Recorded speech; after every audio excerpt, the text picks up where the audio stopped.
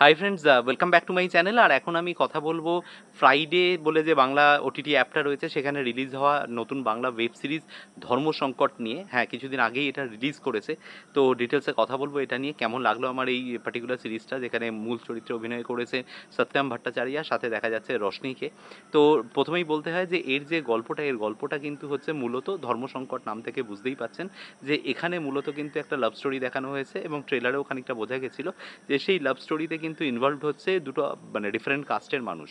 তো একজন মুসলমান, একজন হিন্দু, এবং স্বাভাবিকভাবেই আর কি এখন আমাদের মানে সাম্প্রদায়িক সম্প্রীতি এমন একটা পর্যায়ে গিয়ে ঠেকেছে, সেখানে দাঁড়িয়ে খুব রিলেভেন্ট একটা গল্প। কিন্তু এই দুটো মানুষের প্রেম হয়ে গেছে, এখন তারা কি করবে বলুন?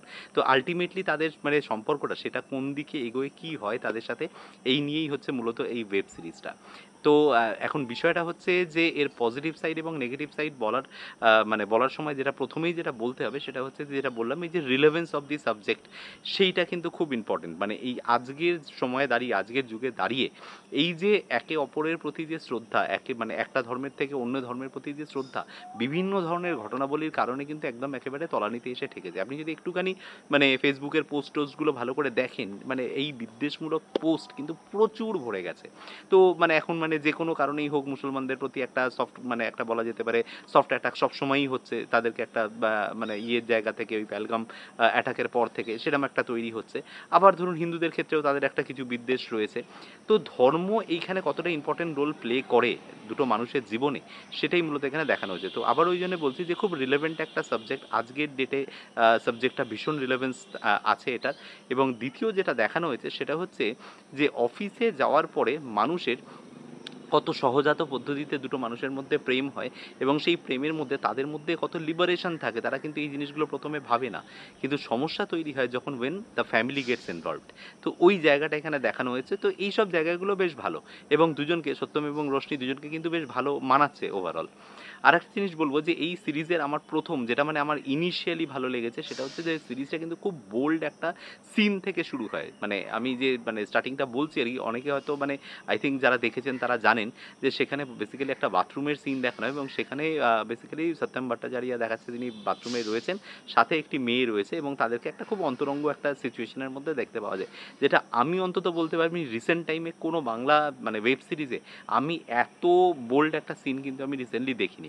পরে যাই হোক, জিনিসটা অন্যভাবে দেখানো হবে, সেটা একটা অন্য এক্সপ্লেনেশন আছে, সেটা এখানে বলবো না, তাহলে মজাটা নষ্ট হতে পারে। তো these are the good things about this particular series.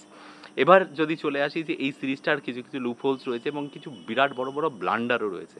সেই ব্লান্ডারটার কথা বলবো অবশ্যই, কিন্তু আমি যেটা লুপ হোলস বলবো সেটা হচ্ছে যে যখন একটা আমি ক্যারেক্টারকে, রশনির যে ক্যারেক্টারটা দেখানো হচ্ছে, সেই ক্যারেক্টারটাকে আমি প্রথম থেকেই খুব লিবারেল দেখাচ্ছি। ক্যারেক্টারটা স্মোক করে, সে একেবারেই মুসলমান মানে মহিলাদের মতো যেরকম মানে বলা যেতে পারে যে বোরখা বা এইগুলো ইউজ করে না, সে খুব লিবারেল, তার বাড়ির লোকও লিবারেল, সে ভীষণভাবে মানে একদম মডার্ন। এবং সে যখন বাড়িতে মানে তারা যখন মানে দুজনে লিভ ইন করছে, মানে তাদের বিয়ে করে আর কি দুজনে একসাথে থাকছে, তাদের যে বাড়ি, মানে সেই বাড়িটাকে এমনভাবে তৈরি করছে সেখানে কোনো রকম এরম মানে চিন্তাভাবনার কোনো প্রবেশ নেই।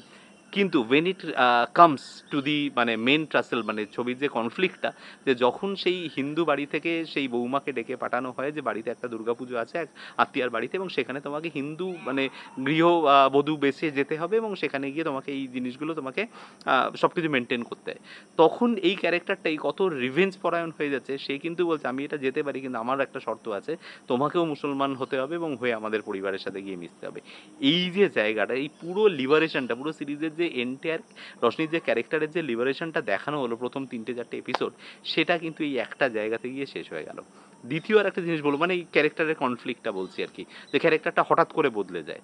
দ্বিতীয় আর একটা জিনিস বলবো, যে ব্লান্ডারটার কথা আমি প্রথমেই বলছিলাম, সেটা হচ্ছে যে একটা অদ্ভুত রকমের একটা মিস্টেক, সেটা হচ্ছে যে এই যে বলছি যে দুর্গাপুজোতে গিয়ে মূলত থাকতে হবে হচ্ছে মানে ছেলেটার বাড়িতে, এবং তারপরে ফিরে আসার পরেই বলা হবে যে মুসলমান সেজে যেতে হবে কোথায়, ঈদে।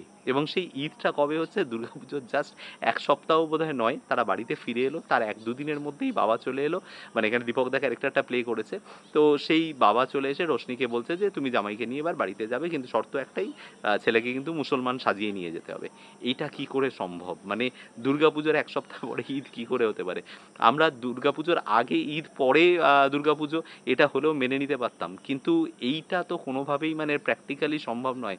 সুতরাং জাস্ট মানে সিনটাকে মানে এস্টাবলিশ করার জন্য, মানে সিচুয়েশনটাকে এস্টাবলিশ করার জন্য একটা এরকম অকাল বর্ষণ একটা মানে মানে সেই মানে ঈদের একটা উৎসব দেখানো, এটা কিন্তু আমি কোনোভাবেই অ্যাকসেপ্ট করতে পারছিলাম, মানে ডাইজেস্ট হচ্ছিল না বিষয়টা। তো এই জায়গাটা আমার মনে হয় ডিরেক্টরদের নজর দেওয়া উচিত ছিল যে এটা কী করে হতে পারে, এরকম একটা বড় স্ক্রিপ্ট লেভেলে মিস্টেক কী করে হতে পারে। আদারওয়াইজ যদি আমাকে ওয়ান লাইন রিভিউ করতে বলেন, আমি বলবো যে ইটস আ ডিসেন্ট ওয়াচ। কখনো কখনো একটু লেন্দি মনে হবে, একই জিনিস মনে হবে বারবার দেখানো, তবে আবারও বলবো যে ইটস ভেরি ইম্পর্টেন্ট ওয়াচ। আজকের ডেটে এই সিচুয়েশনের মধ্যে খুব রিলেভেন্ট একটা সাবজেক্ট, চাইলে অবশ্যই ফ্রাইডেতে আপনারা এটা দেখতে পারেন। এই ছিল আমার review about the series call Dharmasankat. কেমন লাগলো আপনাদের কমেন্টে এসে জানাতে পারেন। কোনো কিছু যদি এই ভিডিও থেকে ভালো লেগে থাকে, ভিডিওটাকে লাইক, শেয়ার এবং চ্যানেলটাকে সাবস্ক্রাইব করে নেবেন। দেখা হচ্ছে আপনাদের সাথে আমার পরের কোনো ভিডিওতে। Till then, bye by.